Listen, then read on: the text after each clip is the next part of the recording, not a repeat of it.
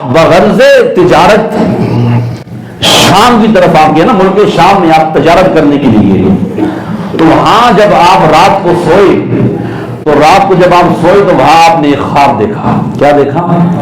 ایک خواب دیکھا، اور خواب یہ تھا کہ آسمان کا چاند ٹوٹ کر آپ کی گود میں آ کے گرتا ہے. بہت خوبصورت حسین و جمیل وہ چاند ہے. تو جناب سیدنا صدیق اکبر رضی اللہ تعالیٰ عنہ جب سو اٹھے تو آپ نے کسی سے پوچھا میں نے رات کو یہ خواب دیکھا ہے تو میں نے اس خواب کی تعبیر پوچھنی ہے. تو کسی نے کہا وہ ایک راہب ہے بحیرہ نامی راہب، وہ خوابوں کی تعبیر جانتا ہے، آپ اس کے پاس چلے جائیں، وہ آپ کو اس خواب کی تعبیر بتائے گا. تو جناب سیدنا صدیق اکبر اس راہب کے پاس گئے تو آپ نے جا کر اس سے یہ خواب بیان کیا. اس نے کہا میں آپ سے چند سوال کروں گا، آپ نے ان سوالوں کے جواب دینے ہیں، پھر میں آپ کو اس خواب کی تعبیر بتاؤں گا. انہوں نے کہا ٹھیک ہے آپ پوچھیں. پہلا اس سے کہا من این انت، آپ کہاں سے ہیں؟ آپ نے فرمایا انا من مکہ تھا، میں مکہ سے ہوں.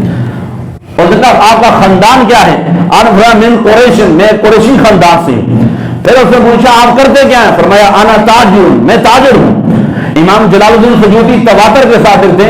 اس نے جناب سیدنا صدیق اکبر کے آستین کے بٹن کھولے اور بٹن کھول کر نا اس نے کپڑا اوپر کیا اور یہاں پہ ایک نشان تھا، نشان دے کے اس نے کہا ابو بکر صدیق کوئی عام شخص نہیں ہے، فوراً مکے میں چلا جا.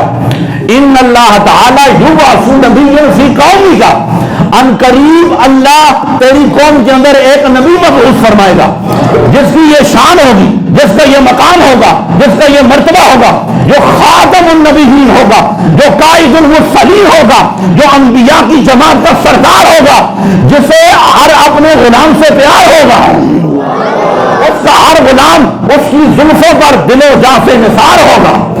فرمایا وہ آئے گا، کلمہ پڑھائے گا، امت کو بخشوائے گا، لوگوں کو رب سے ملوائے گا.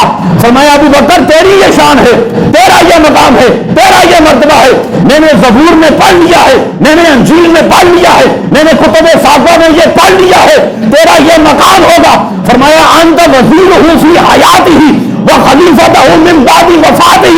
ابو بکر اللہ نے تجھے اس مصطفیٰ کا ظاہری زندگی میں پہلے ہی سے اس کا وزیر بنا دیا ہے، اس کے وصال کے بعد اللہ نے تجھے پہلے ہی مسلمانوں کا خلیفہ بلا فضل بنا دیا ہے.